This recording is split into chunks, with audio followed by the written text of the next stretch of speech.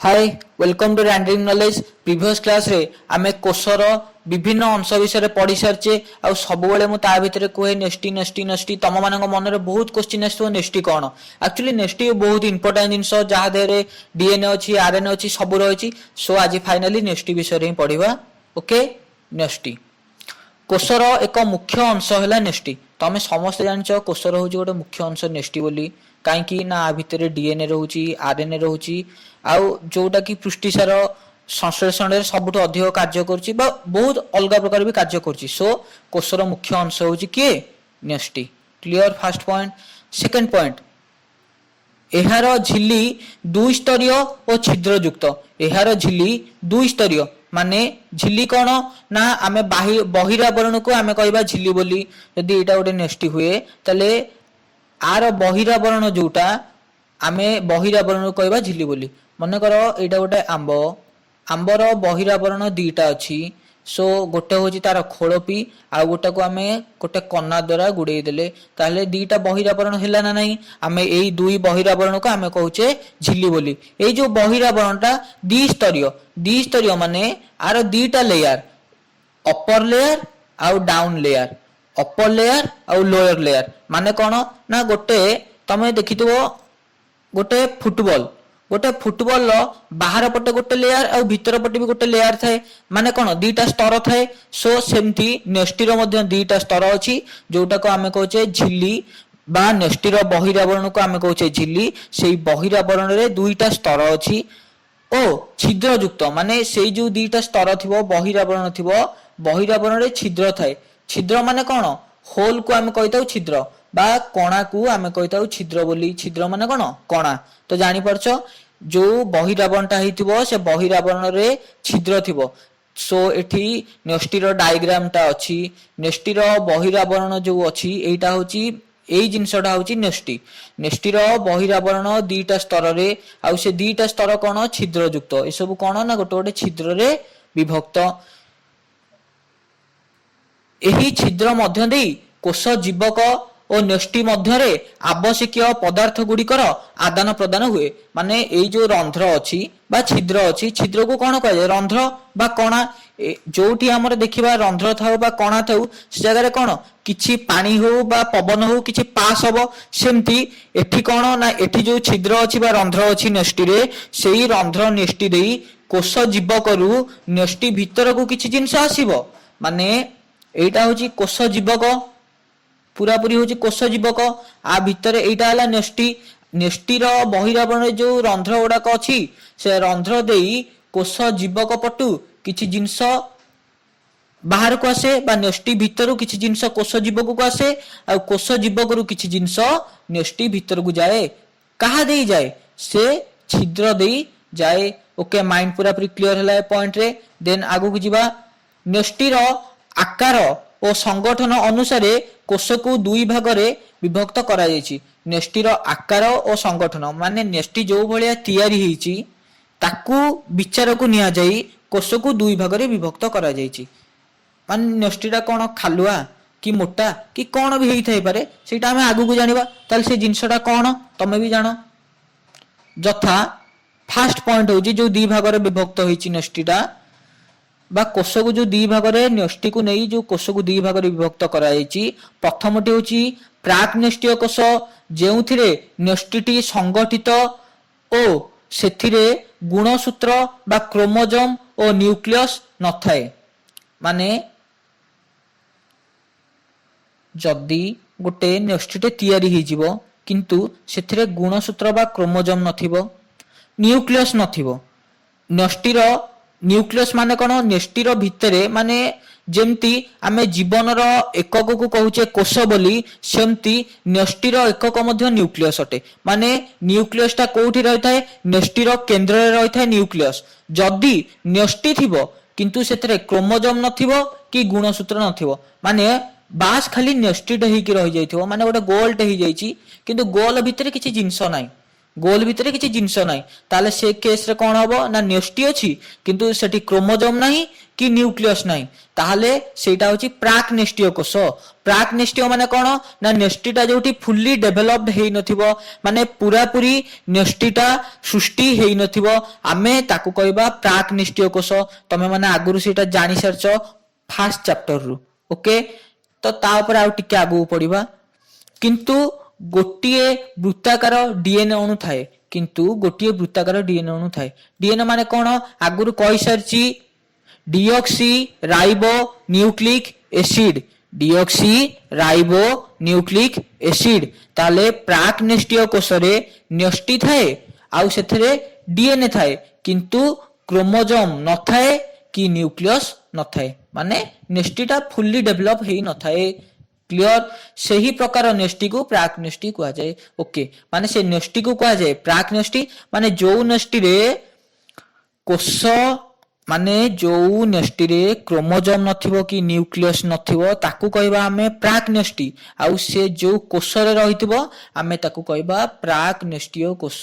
सो पूरा पूरी क्लियर हैला पॉइंट आगु को हमें जिबा। अन्यटी हैला सुनेस्टीय कोष ता माने नेस्टी रो गठन को नै नेस्टी को दी भाग रे कराइतला गोटे होची प्राक नेस्टीय कोष आ गोटे होची सुनेस्टीय कोष। ए विषय भी जानचो ताले सुनेस्टीय माने कोन सुनेस्टीय माने होची नेस्टीटी संगठित होई तहिरे क्रोमोजोम और न्यूक्लियस रही थाए ता माने सुनेस्टीय कोष रे क्रोमोजोम रहिथिबो आ न्यूक्लियस रहिथिबो किंतु प्राक नेस्टीय कोष रे क्रोमोजोम नथिबो कि न्यूक्लियस नथिबो किंतु सुनेस्टीय कोष रे ए दीटा को थिबो ओके। माइंड पूरा पूरी क्लियर। तो जोटी सुनेस्टीय कोष थिबो ताले से कोष को हमें कोन कहबा सुनेस्टीय कोष। जोठी सुनेस्टी थिबो हमें से कोष को कहबा सुनेस्टीय कोष। जोठी प्राक नेस्टी थिबो हमें से कोष को कहबा प्राक नेस्टीय कोष ओके। क्लियर हैला पॉइंट देन हम आगु को जिबा ओके। गोटिए जातिर समस्त जीव को सेमानक कोष रे थिबा क्रोमोजोम संख्या सबु बळे समान रहे। गोटिए जातिर समस्त प्रकार जीवंक सेमानक कोष रे थिबा क्रोमोजोम संख्या सबु बळे समान रहे। एठी अटा भूल लिखाई जाईची टाइपिंग मिस्टेक ओके। सो तम माने पूरा पूरी क्लियर हो जाओ।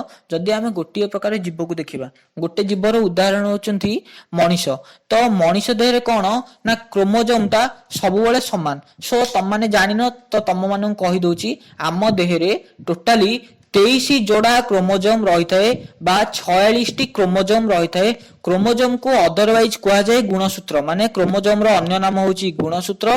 ताले जदि आमे गोटे निर्दिष्ट जाति को देखिबा जाति माने कोन मनीष होची गोटे जाति बाघ होची गोटे जाति भालू होची गोटे जाति तो मनीष जाति रे 23 जोड़ा मनीष जाति रे 23 जोड़ा क्रोमोजोम रही थाए बा 46 क्रोमोजोम रही थाए।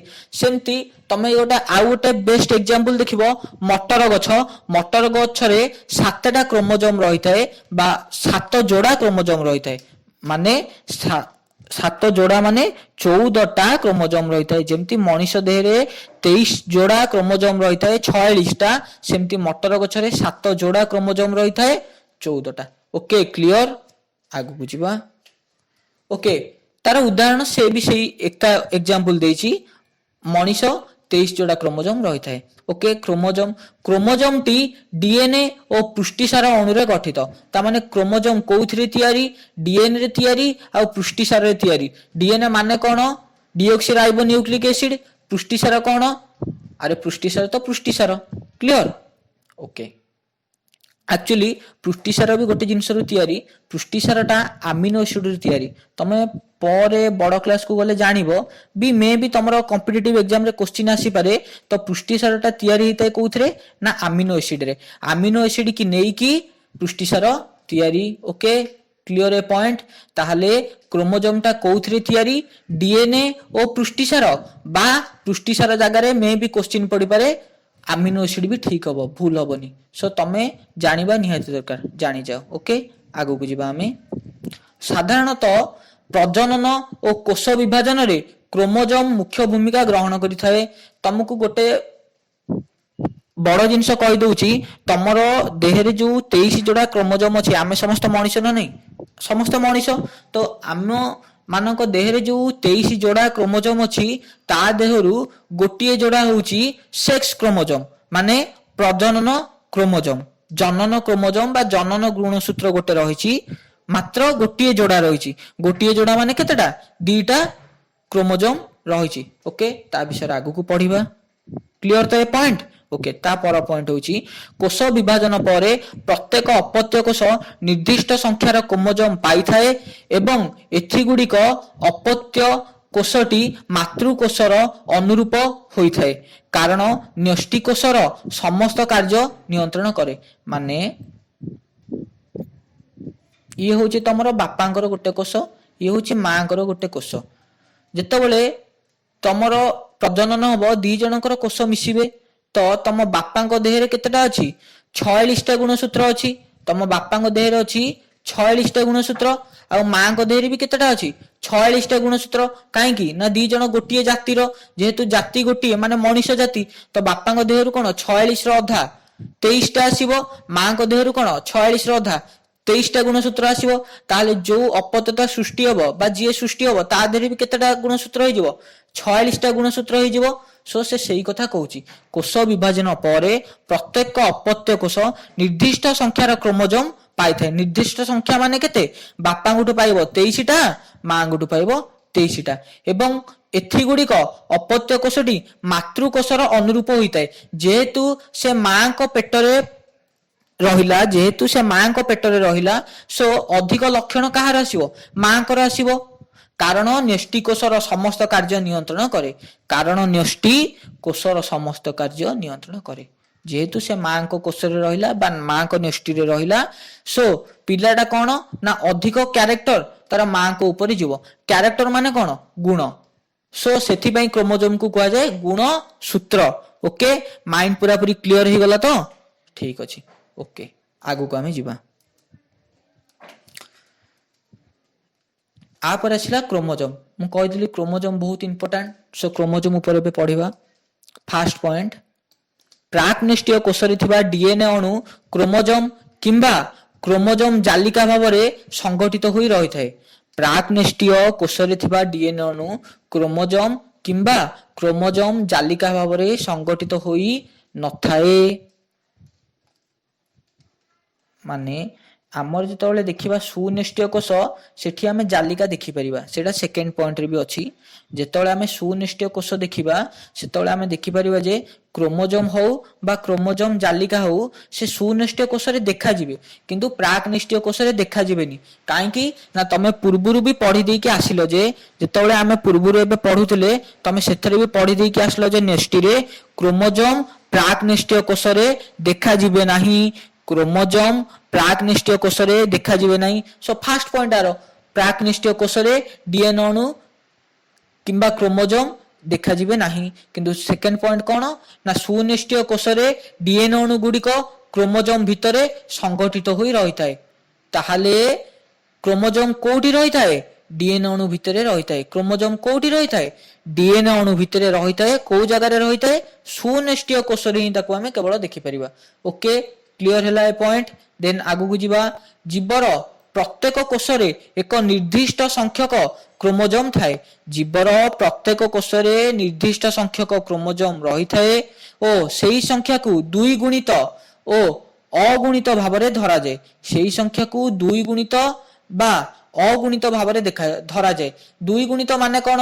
जदि मनुष्यर उदाहरण नबा, दुई गुणित रे आमे ताको कहबा 23 जोड़ा, जदि अगुणित नबा ताहाले 46 टी। बुझी पारलो? तो प्रत्येक कोष रे ही सेतिकिटा क्रोमोजोम रहितबो। आम शरीर रे असंख्य कोष रहिछि आ सबु कोष रे एई क्रोमोजोम अछि आ एतिकी संख्या रे अछि। माने मनुष्य केस रे सबु बेले 23 जोड़ा रहिबो बा अगुणित केस कथा कहिले आमे कहबा 46 टी। दुई गुणित कथा कहिले आमे कहबा 23 जोड़ा। ता माने दुई गुणित माने डिप्लॉयड बोली कहबा, दुई गुणित माने डिप्लॉयड बोली कहबा। ताले डिप्लॉयड केस रे देखा जिवो 23 टी। किंतु जदि हाप्लॉयड कहबा बा एक गुणित कहबा ताले आमे देखिबा जे 46 टी। ताले 23 जोड़ा कहबा किंबा 46 टी कहबा। ओके, आगु बुझिबा। ओके, दुई गुणित क्रोमोजोम संख्या कायिक ओ सोमाटिक कोष रे रहितबा बेले ଏକ ଗୁଣ ବା ଅଗୁଣିତ କ୍ରୋମୋଜୋମ ସଂଖ୍ୟା ଜନନ କୋଷ ମାନଙ୍କରେ ରହିଥାଏ। ଦୁଇ ଗୁଣିତ କ୍ରୋମୋଜୋମ ସଂଖ୍ୟା କାୟିକ କୋଷ ଓ ସୋମାଟିକ କୋଷରେ ରହିଥିବା ବେଳେ ଏକ ଗୁଣିତ ବା ଅଗୁଣିତ କ୍ରୋମୋଜୋମ ସଂଖ୍ୟା ଜନନ କୋଷରେ ରହିଥାଏ। ତାହେଲେ ଏକ ଗୁଣିତ କ୍ରୋମୋଜୋମ ସଂଖ୍ୟା କୋଉଠି ରହିବ? ଜନନ କୋଷ। ଜନନ କୋଷ ମାନେ କେତେଟା ତାହେଲେ ଥିବ? ଦୁଇଟା ଥିବ। ମାନେ ସୋମାଟିକ କୋଷ ମାନେ ଯେତେବେଳେ ତମେ ଏକ ଗୁଣିତ ଦେଖିବ ତାହେଲେ କେତେଟା ଏକ ଗୁଣିତ କୋଷ ରହିବ? ଜନନ କୋଷ ଯୋଉଟା ସେଇଟା ହଉଛି ଏକ ଗୁଣିତ କୋଷ ବା ଯୋଉଠି ଜନନ କୋଷ ଦେଖାଯାଏ ମାନେ ଆମର ରିପ୍ରଡକ୍ଟିଭ ସିଷ୍ଟମରେ ଦେଖିବା ଯେ ଅଗୁଣିତ କ୍ରୋମୋଜୋମ, କିନ୍ତୁ ଅନ୍ୟ ଜାଗାରେ ଦେଖିବା ସୋମାଟିକ କୋଷ ହଉ ବା କାୟକ କୋଷ ହଉ ଆମେ ସେଠି ଦେଖିବା ଯେ ଦୁଇ ଗୁଣିତ କ୍ରୋମୋଜୋମ। ଓକେ, ପଏଣ୍ଟ ପୁରାପୁରି କ୍ଲିୟର ହେଲା। ଦେନ୍ ଆମେ ଆଗକୁ ଯିବା। କୋଷର ବିଭାଜନର ମେଟାଫେଜ ଅବସ୍ଥାରେ ପ୍ରତ୍ୟେକ କ୍ରୋମୋଜୋମକୁ ଲକ୍ଷ୍ୟ କଲେ ଜଣାଯାଏ ଯେ ସେଥିରେ ଦୁଇଟି ଲେଖାଏଁ କ୍ରୋମାଟିଡ ରହିଥାଏ। ଯଦି ଆମେ କୋଷ ବିଭାଜନ ବେଳେ ଦେଖିବା ଗୋଟେ କ୍ରୋମୋଜୋମକୁ ବା ତା ମେଟାଫେଜ କୁ କୁହାଯାଏ କଣ ନା ବିଭାଜନର ସମୟ। ମେଟାଫେଜ କଣ? ବିଭାଜନର ସମୟ। ଟୋଟାଲି 4ଟା ମେଟାଫେଜ ଅଛି। ଓକେ, ଟୋଟାଲି 4ଟା ମେଟାଫେଜ ଅଛି। ତମେ ଆଗକୁ ପଢିବ ନିଶ୍ଚିନ୍ତ ଜନନ ଚାପ୍ଟରରେ। ସୋ ଏଇଠି ଯେତିକି ଜାଣିବା କଥା ସେତିକି ଜାଣ। କୋଷ ବିଭାଜନର ମେଟାଫେଜ ଅବସ୍ଥାରେ ପ୍ରତ୍ୟେକ କ୍ରୋମୋଜୋମକୁ ଲକ୍ଷ୍ୟ କଲେ ଜଣାଯାଏ ଯେ ସେଥିରେ ଦୁଇଟି ଲେଖାଏଁ କ୍ରୋମାଟିଡ ଅଛି। ଯଦି ଗୋଟେ କ୍ରୋମୋଜୋମ ଦେଖିବା ତାହେଲେ ଦେଖିବା ଯେ ସେଥିରେ ଦୁଇଟା କ୍ରୋମାଟିଡ ଅଛି। ସେଥିରେ ଦୁଇଟା କ୍ରୋମାଟିଡ ଅଛି। ଦେନ୍ ତା ପରକୁ ଯିବା। ମାନେ କ୍ରୋମୋଜୋମ ଭିତରେ ଯିଏ ରହିଥାଏ ଆମେ ତାକୁ କହିବା କ୍ରୋମାଟିଡ। କ୍ରୋମୋଜୋମ ଭିତରେ ଯିଏ ରହିଥାଏ ଆମେ ତାକୁ କହିବା କ୍ରୋମାଟିଡ। ଏହି ଦୁଇଟି କ୍ରୋମାଟିଡ ବିଶିଷ୍ଟ କ୍ରୋମୋଜୋମ କେବଳ କୋଷ ବିଭାଜନ ସମୟରେ ହିଁ ପରିଲକ୍ଷିତ ହୋଇଥାଏ। ତାହେଲେ ଏଇ ଯୋଉ କ୍ରୋମାଟିଡଟା କେତେବେଳେ ଦେଖାଯାଏ? ଯେତେବେଳେ କୋଷ ବିଭାଜନ ହବ, ଯେତେବେଳେ ତମର କୋଷଟା ବିଭାଜନ ହବ ସେତେବେଳେ ହିଁ ଏ କ୍ରୋମାଟିଡ ଦେଖାଯିବ। ଅନ୍ୟ ବେଳେ ଏ କ୍ରୋମାଟିଡ ଦେଖାଯିବ ନାହିଁ। ଓକେ, ପୁରାପୁରି କ୍ଲିୟର ଯାଏ। ଓକେ, ଆଗକୁ ଯିବା। କ୍ରୋମୋଜୋମ କେନ୍ଦ୍ରରେ ଅବସ୍ଥିତି ଅନୁସାରେ କ୍ରୋମୋଜୋମକୁ ବିଭିନ୍ନ ପ୍ରକାରରେ ବିଭକ୍ତ କରାଯାଇଛି। କ୍ରୋମୋଜୋମ ଯୋଉ ଜାଗାରେ ରହୁଛି, ମନେକର ଏଇଟା ହଉଛି ଗୋଟେ କ୍ରୋମୋଜୋମ। କ୍ରୋମୋଜୋମ ନ୍ୟୁକ୍ଲିୟସ ଯୋଉ ଜାଗାରେ ରହୁଛି, ମନେକର ଏଇ ଜାଗାରେ କ୍ରୋମୋଜୋମଟା ରହୁଛି, ତ ଆର କେନ୍ଦ୍ରର ଅବସ୍ଥିତି ଅନୁସାରେ ମାନେ କେତେବେଳେ କେନ୍ଦ୍ରଟା ଏଠି ରହିବ, କେତେବେଳେ କେନ୍ଦ୍ରଟା ତାର ଏଠି ରହିବ, ଯେତେବେଳେ ତାର କେନ୍ଦ୍ର ଚେଞ୍ଜ ହୁଏ ଯୋଉ ତାକୁ ଲକ୍ଷ୍ୟ କରି କ୍ରୋମୋଜୋମକୁ ବିଭିନ୍ନ ଭାବରେ ବିଭକ୍ତ କରାଯାଏ। ସୋ ଏଇଟା ବି ଏତେ ଇମ୍ପୋର୍ଟାଣ୍ଟ ପଏଣ୍ଟ ନୁହଁ, ବାସ୍ ଖାଲି ଜାଣିବା ଦରକାର। ଓକେ, ଏଇଟା ଇମ୍ପୋର୍ଟାଣ୍ଟ ପଏଣ୍ଟ ଏତେ ବି ନୁହଁ। ଆଗକୁ ଆମେ ଯିବା। କ୍ରୋମୋଜୋମର ଅଗ୍ରଭାଗକୁ ଟିଲୋମିୟର କୁହାଯାଏ। ଯଦି ଏଇଟା ଗୋଟେ କ୍ରୋମୋଜୋମ ହୁଏ ତାହେଲେ କ୍ରୋମୋଜୋମର ଉପର ଭାଗକୁ ବା ଅଗ୍ରଭାଗ ମାନେ ଉପର ଭାଗକୁ ଟିଲୋମିୟର ବୋଲି କୁହାଯାଏ। ତାର ନାଁ କଣ? ଟିଲୋମିୟର। ଓକେ, ଦେନ୍ ଟିଲୋମିୟର ଯୋଗୁ ଗୋଟିଏ କ୍ରୋମୋଜୋମ ଅନ୍ୟ ଏକ କ୍ରୋମୋଜୋମ ସହିତ ଯୋଡି ନ ହୋଇ ନ୍ୟଷ୍ଟି ଭିତରେ ଅଲଗା ହୋଇ ରହିବା ସମ୍ଭବପର ହୋଇଥାଏ। ମାନେ ଏଇ ଯୋଉ ଟିଲୋମିୟରଟା ଅଛି ତାରି ପାଇଁ କ୍ରୋମୋଜୋମଟା ନ୍ୟଷ୍ଟି ଭିତରେ ଏକାଠି ହେଇଯାଉ ନାହାନ୍ତି, ମାନେ ଯୋଡି ହେଇଯାଉ ନାହାନ୍ତି, ଅଲଗା ଅଲଗା ହିଁ ରହୁଛନ୍ତି। ଏଇ ଯୋଉ ଟିଲୋମିୟରଟା ଅଛି ସେଥିପାଇଁ କ୍ରୋମୋଜୋମ ଗୁଡାକ ଅଲଗା ଅଲଗା ହିଁ ରହିଯାଉଛନ୍ତି, ନହେଲେ ନାହିଁ ଏକାଠି ହେଇଯାଆନ୍ତି। ଓକେ, ତାହେଲେ ଅଲଗା କିଏ କରୁଛି? ଟିଲୋମିୟର ଅଲଗା କରୁଛି। ଏ ପଏଣ୍ଟ ପୁରାପୁରି କ୍ଲିୟର ହେଇଗଲା।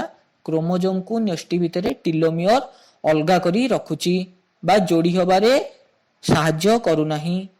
ଓକେ, ଆଗକୁ ଯିବା। ଓକେ, ଆଜିର କ୍ଲାସ ଏଇଠି ଶେଷ କରିବା। ଥ୍ୟାଙ୍କ ୟୁ, ଜୟ ଜଗନ୍ନାଥ।